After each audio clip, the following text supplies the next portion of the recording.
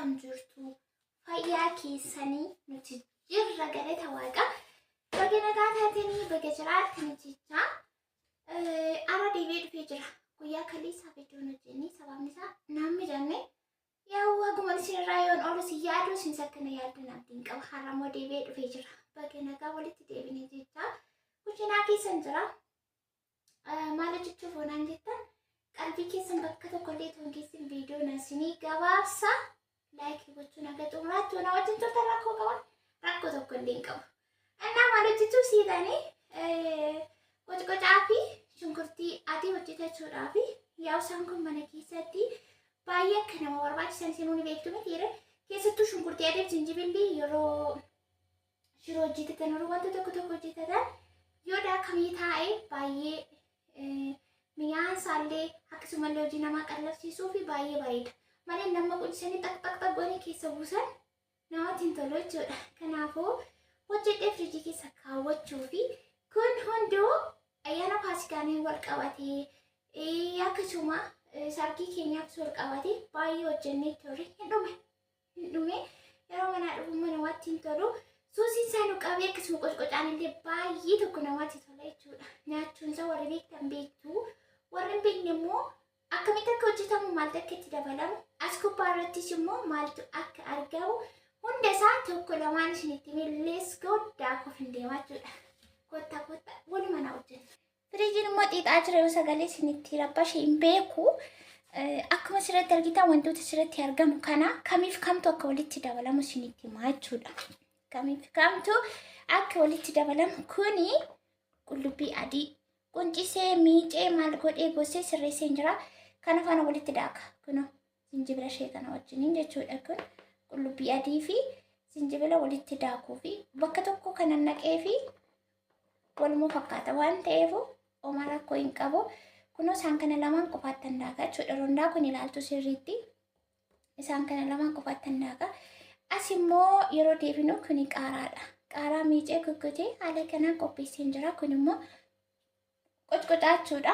Qocqocaa yeroo hojjennu namni hundumtuu akka mana isaatti waan beeku hojjetataa mitiire waan biraan itti dabalamuu danda'a. Garuu ani kan na barbaachisuu fi kan itti dabaluu barbaadudha kanan qopheessee jiru. Kanaafuu qaaraan kunooti.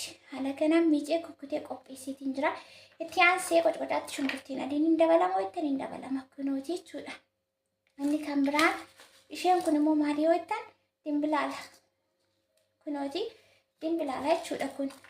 Kunoo dimbilaaladha kuni. Dimbilaalas qopheessee jira. Inni itti aanu immoo kuni jinjibila jechuudha kunis. Kuni jinjibila kunoo jinjibila kukkutee haala kanaan qopheessee jira. Isaan kun walumatti dabalamu jechuudha. Walumatti dabalamu as kanatti immoo kunoo isheen kuni kunoo isinitti mul'ata miti. Kuni cilaattama jedhama afaan oromootiin afaan amaariffaatiin immoo xeenaa addaamiidha kuni cilaattama firiisaa fayyadamiitiin jira kunis qocqocaatti dabalama hagammatti kan isinitti qaaraa qullubbii adii jinjibila dimbilaalaa fi cilaattama inni dhuma kunoo qocqocaatti kan dabalamu isa kana jechuudha kanadha kun immoo maal jettan mosobilaadha. Mosobilaadha isaan kan walitti dabalee kuni qocqocaa kunoo garuu qullubbii adii fi jinjibilli qofaatti isaan kun lamaan qofaatti daakamu isaan kun immoo qocqocaadhaaf wantoonni barbaachisan isaan kana baala dimbilaalaatu argamee firiishinsa baay'ee bareeda ture garuu ani gaafa bitee vintinaa baala isaa faana bitee dafee hojjechuu dhiisee firiijii keessatti baalli isaan cooligee Firima isaa tafee jechuudha.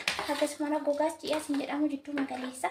Kun amma isaan kana bakka tokkotti daakaa kun qocqocaaf kan qopheesse jinjibila qullubbii adii dimbilaala cilaattumaa fi qaaraa qocqocaaf qopheesse qullubbii adii fi jinjibila immoo isaan kana lama walitti daaka.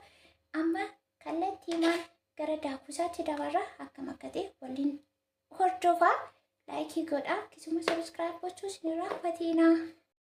Akkuma asirratti argitan egaa wantoota walitti daddabalamu hunda qopheessee jira. Qocqocaatti qaaraa sadiddiimaan kan dabalee fi fiigoo barbaadeen jechuudha. Garuu qaaraa rongaadee isaa qofa osoo barbaadanii fayyadamuu dandeessu akkuma filaagooti yookiin fedhii abbaati. Maashinii lamaan qopheesse inni shunkurtii kun seeraan diqiqqi godheen daakuu goror godha. isa kan shunkurtiitti goror godhee daakeen kaanii isa diqiq godhee daakutti immoo dabarsaa jechuudha. Kana maashinii lama na barbaachisa.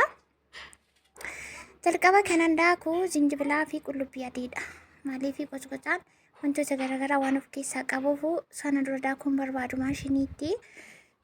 Dura qullubbii adii fi zinjibila kun akkuma argaa jirtan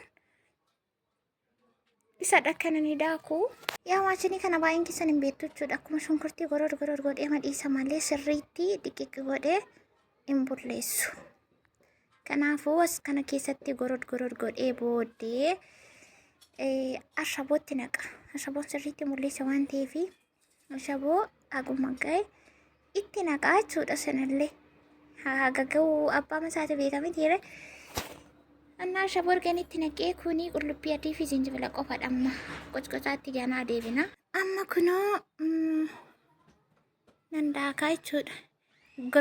Gorfochi godhee ronni lafa naanaquu gara ishee xiqqootti immoo dabarsee diqiq godheetiin daaka.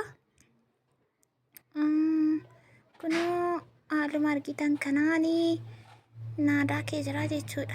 Argitanii akkasuma gurfuch godha malee bulleessu maashiniin kun. Kanuma hojiinsaa jechuudha. Saara maashiniin kun yeroo 2-3 yerootti deddeebitan immoo hin ho'aa hin dhaabata jidduutti qilleensa fudhatee malee namaan jiru. Jidduutti hin dhaabata jechuudha.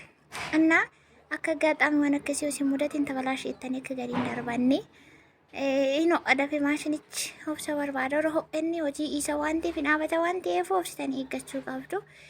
Yaa amma kana qullubbii adii sana goror godhee lafa kaayee amma garaa qocqocaa yookiin qaaraa daakutti darbeen jira. Qocqocaan kun egaa biyya keenya keessatti beekamaadha. Namni qocqocaan beekne hin jiru.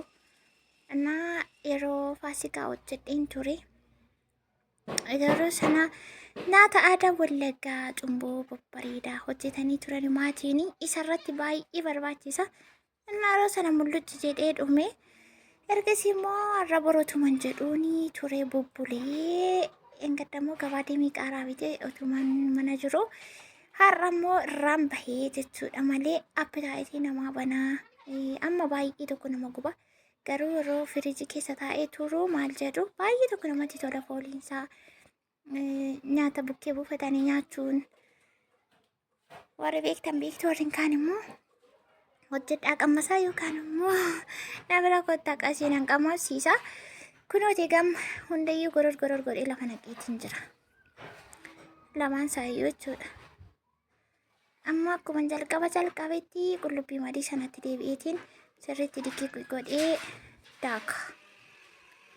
Bullaa'ee akka daakamutti jechuudha. Qullubbii adiin xiqqoon ishee gaaddidduun isaa waxii keessa mul'ate jennaan hin jaalladhu. Natti hin tolu natti jechuudha.